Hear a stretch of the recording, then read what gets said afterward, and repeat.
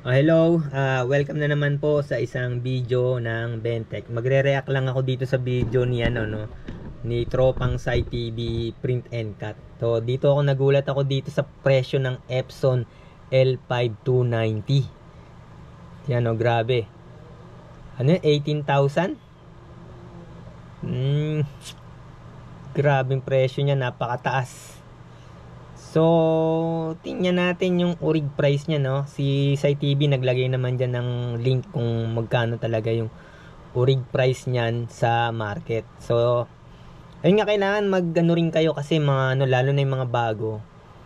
Ayan na, may internet na, nandyan na yung Google, nandyan yung Shopee, nandyan yung Lazada. Ang dami nang pwedeng tingnan sa internet. So, bago kayo bumili, mag-research muna kayo. So, itong L5290 dito sa listahan na to, no? May nag-send daw kay Sai TV. Ito yung binili niya. Yung subscriber niya o followers niya. Ayan yung presyo. Nung tinitingnan ko, sobrang laki talaga nung nung markup. Ayan, no? Epson L5290 18,000, no? So ito lang yung presyo niya, no? Ayan, no? Nasa 13,000 yan. EcoTank L5290 13,495. Yan, JG Superstore. Ito yung GWPC, yan, no? GWPC. Ang presyo 13,945. So mga sabihin na nating 14,000. Ito rin dito sa isang shop 13,999.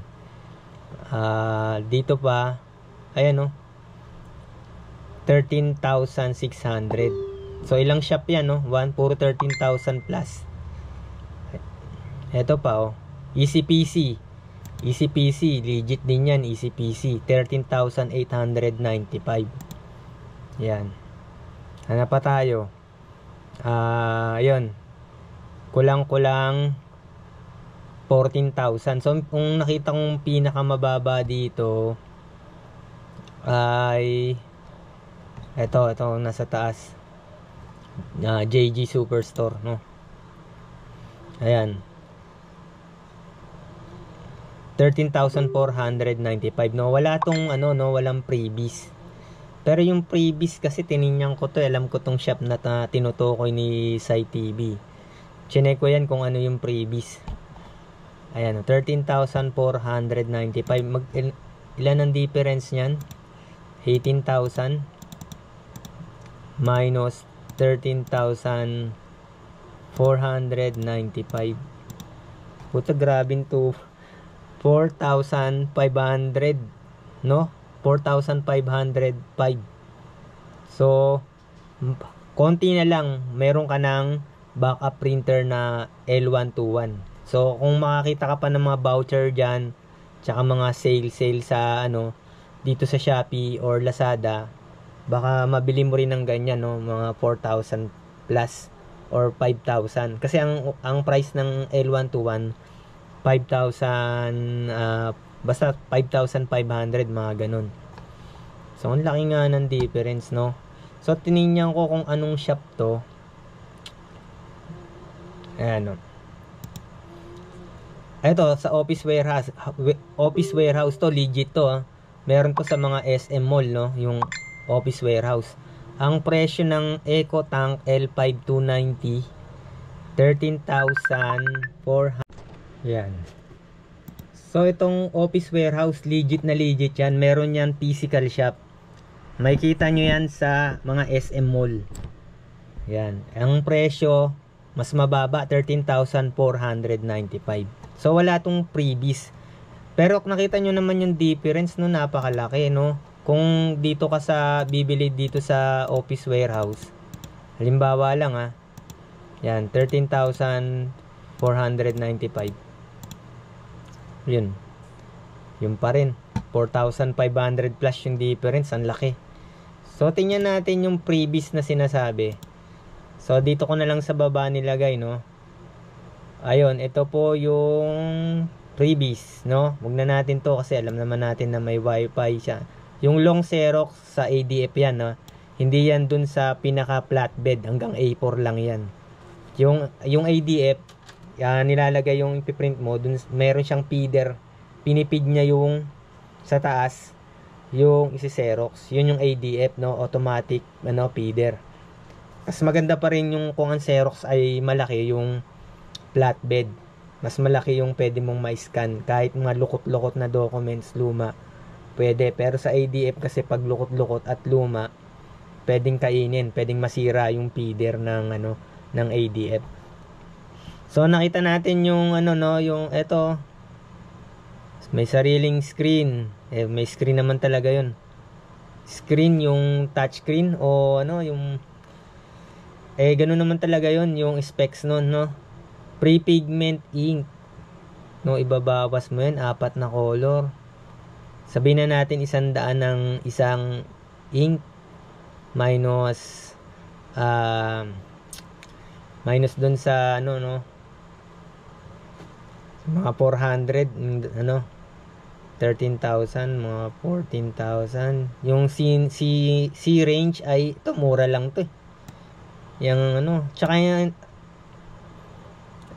yan, kung ako sa inyo, ang bilhin nyo yung yung blank na na bottle ng 003. Tsaka kasi pag original ink na pag bago yung printer na nabili mo, automatic may kasamang yan, 003 na ink. So dito kung aalisin yung 003 na ink at pigment yung nilagay, parang baliwala din. Pinalitan lang yung original ink ng pigment. Tas pre-resetter, maraming makakakuha yan sa internet. Tas yung ito napanood ko to kay SciTV, kayo na pong bahala dito. Yung pre 100k templates. Dapat kasi yung templates mo yung napapanahon para mapapakinabangan mo talaga. Pagka medyo luma na rin yung template mo na yan, magiging na nga yan, wala, useless na. Nakita ko kasi yung vlog nito ni SciTV about na 100k templates na paulit-ulit, tapos ang lilit pa ng resolution. So hindi mo talaga pakikinabangan. Di baling konti yung templates, napapanahon, mataas yung resolution. Mas maganda nga kung PSD file yung yung templates kasi mas may edit mo siya. Kung invitation, mga na lang ang lalagay mo dyan, mga details na lang, yung pangalan, yung date, yan, etc. Nga. So yun lang, maglalagay na lang din ako ng link ng yung etong mga tiningnan ko na dito sa 13,495 kapresyo ng office warehouse. 13,495, 13,495. Ito yung pinakamurang presyo. So dun sa laki ng difference niya, makakabili ka na dyan ng isang laminator. Dagdag ka pa, makakabili ka na ng kung hindi laminator, bibilin mo backup printer na L121. Dadagdag ka na lang ng mga 1,000 1,000 na lang dadagdag mo, may L121 ka na. May isa ka ng printer. Yun nga, kung laminator naman bibilin mo, at mga 2,000 yun. So 2,400 4,500 yung difference. Kung 2,000, meron ka pang yung 2,000 plus, may pambili ka pa dun ng pigment ink. Tapos 2,000, may pambili ka pa dun ng binili sticker, ng bond paper, ng iba pang printing materials.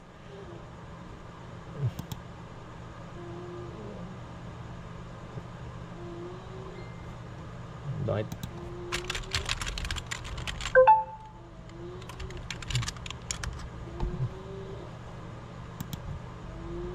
Ayan. So kasi dito, pigment ink CMYK 600, medyo mataas din yung presyo. Kasi 100 lang yan, kung 4 colors yan, mga 100 lang isa, Meron pang 80 dyan o 90. May makikita ka pa niya na Koei pigment na 90 yan, no? Tulad niya 90, 89. To set na yan eh. So ang pinaka ano dyan, nasa mga average na presyo niyan 100 lang. Yung pinakamura mga 80 yan, 80 to 100. So yun lang mga ano, no, research po kayo lalo na sa mga bago, no, yung kasi karaniwan nito pag siyempre nakita nyo pag maganda yung ano, yung siyempre maganda yung ano, ambience ng vlog, no, makikita nyo talagang maraming mga gamit dyan na ano, nakakaakit talaga. So wala rin yan sa ano, sa dami ng subscriber, no.